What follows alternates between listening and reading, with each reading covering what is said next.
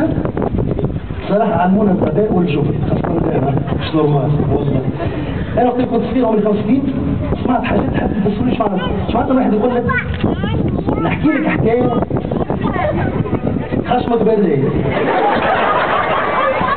بس أمكم شكون هالبوكدة اللي طلعها خشمك برية. لا لا هيدا حكاية فارغة، اسمع هذه مدام نعطيك كف سروالك يترخص عم بين برجولية من صغرها صغرى يا حاجة مازال. اسمع هذه نعطيك بونية نزيدك وين؟ إذا كولونيا حط الجيل مازال مش نورمال.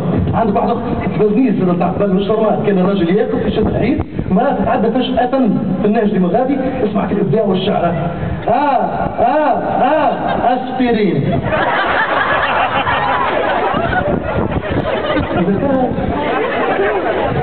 وليه اختي تشرب حجرة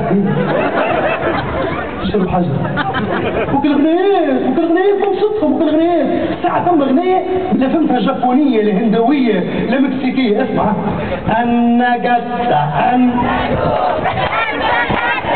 قولي لحظة معرفة ولا ازاي خذ يعني بي حظتهم شغالين مع بعضنا مش بس لكم مش معناتها انا قلت لنا الله لا تربحهم علمونا البهيمة بحث هاي وكا النجدة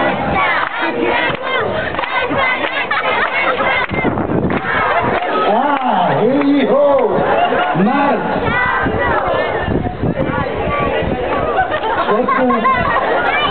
لابسة مايو ايه وبعد لابسة مايو